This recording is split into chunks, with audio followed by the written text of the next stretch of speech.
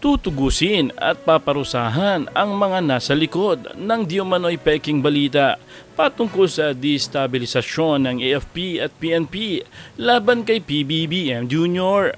Hindi raw ito papalampasin kaya naman nagutos na si General Acorda at AFP General Browner kasama ang anti-cybercrime upang makasuhan ang mga ito.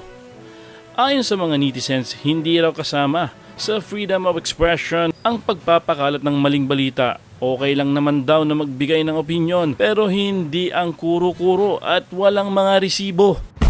Kayo mga kababayan, ano ang inyong magiging opinyon sa usaping ito?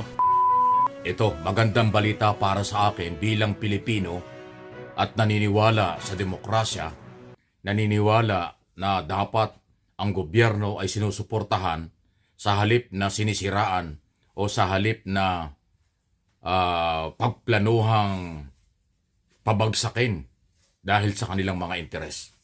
Alam niyo kung bakit?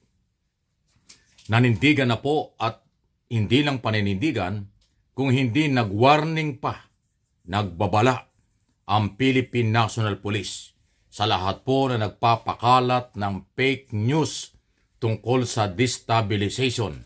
Ang tinutukoy dito yung tinatawag nilang mga content creator or yung mga vlogger na atat na magkaroon ng problema ang ating bansa. Gustong-gusto nila na magkaroon ng crisis at nang bumaba ang rating ni Pangulong Marcos at nang masira ang mga Marcos at kanilang palitan. Yan po ang gusto nilang mangyari. Napakadilim, napakalabo ng kanilang mga plano at gustong gawin. At dahil dyan, hindi naman ho talaga makukumbinsi ang militar at pulis sa ganyang galaw kasi matitino at professional ang ating mga sundalo at kapulisan.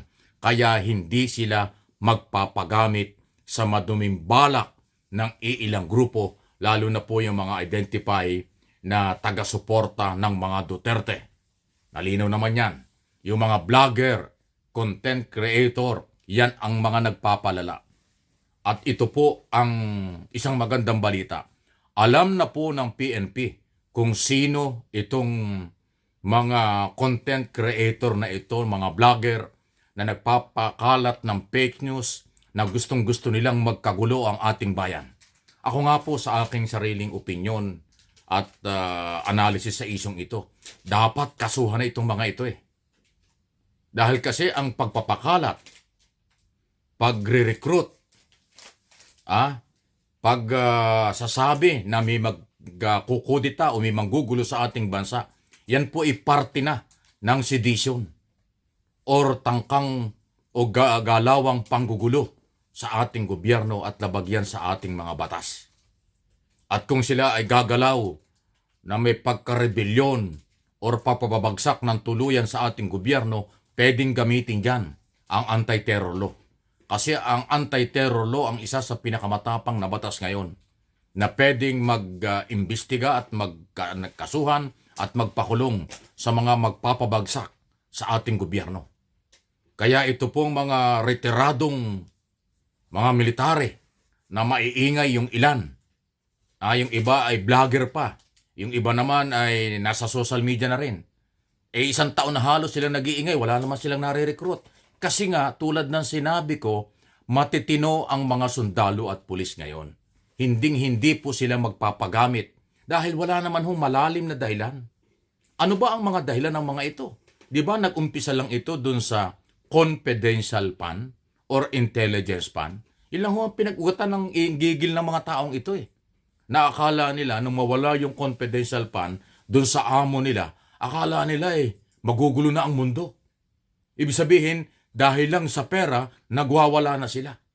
Samantalang yung amo nila, yung kanilang gustong iupo sa gobyerno, yung pangalawang pangulo ang gusto nilang iupo, alam naman natin yan. Nakapwesto naman Elected Vice President, appointed Secretary ng Department of Education, na mayroong pinakamalaking budget, 730 billion taon-taon sa national budget. So ano po bang hahanapin? Nasa kanya na ang lahat.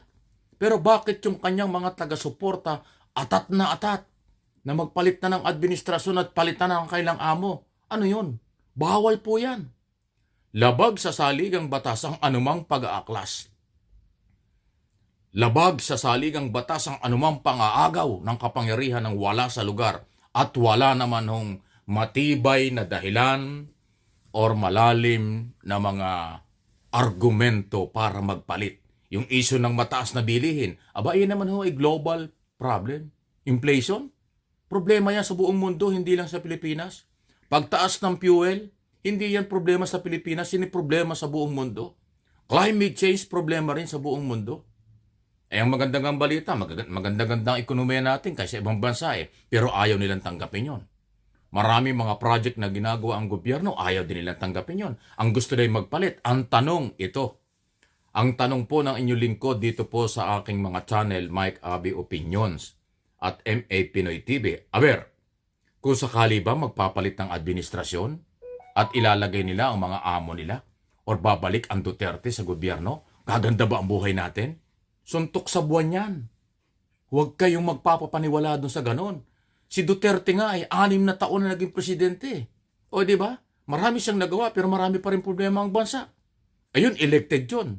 May mandate mula sa taong bayan. Tapos gusto nyo ay upo yung pangalawang pangulo ng biglaan, nagmamadali. Akala nyo pag naupo si Sara Duterte, overnight gaganda ang buhay natin? 1 taon gaganda ang buhay natin? Hindi po.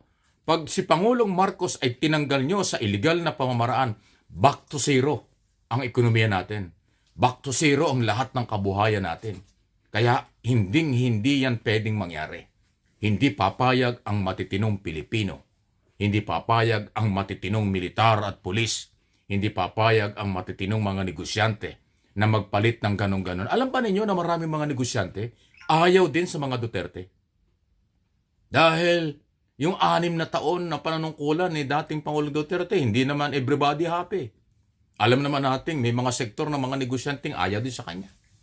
Kaya malabo, yung mga content creator, sige kung ayaw niyong tumigil, gawin niyo ang gusto niyong gawin. Tingnan natin. Yung warning ng PNP hindi nagbibiro. At ang akin pong paniniwala, kaya sila nag-warning kasi identify na nila. Ayaw lang nilang pangalanan. Pero pag hindi kayo tumigil, na mga vlogger o retired general o retired kung ano man kayo na nanggugulo sa ating bansa, tingnan ninyo, kakasuhan kayo ng ating gobyerno. Hindi po yan masasabi niyong panghihigpit. Yan ay pagpapatupad lang ng batas kasi kung magpapatuloy ang inyong panggugulo, magpapatuloy ng inyong pagpapakalat ng fake news na akala nyo meron kayong pwersa, akala nyo meron kayong kapangyarihan, akala nyo kayang-kaya nyo ang taong bayan sa buong Pilipinas, at sa buong mundo ng mga Pilipino, hinagkakamali po kayo. Kakaunti kayo. Maiingay lang kayo sa social media, kaya dapat kontrolin na. Now na ng ating pamahalaan. Okay? Kaya po ako nagmamadali na pag-usapan ito. Kasi yun ang hinihintay ko Si Colonel Jean Pajardo, ang tagapagsalita ng PNP, ang isa sa naglabas ng warning. Pati na ho si Colonel Aguilar, spokesman ng military, sinabi na rin na, wala yan. Hindi totoo yan. Okay? Yan ay fake news. Na merong organisado, may destabilization, may pag-aaklas. Wala po yan, sabi ng militar at PNP. Ay kung hindi kayo maniwala, di bahala kayo. Subukan nyo ang ating mga batas. Subukan nyo ang ating mga otoridad kung sa kayo pupulutin. Lalo na yung mga content creator. Kasi yan pong inyong ginagawa, hindi paghahatid ng balita. Panggugulo sa ating bansa.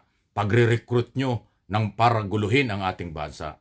Ang ginagawa nyo ay nagkikreate kayo ng isang problemang labag sa batas. Yan po ay hindi trabaho ng media.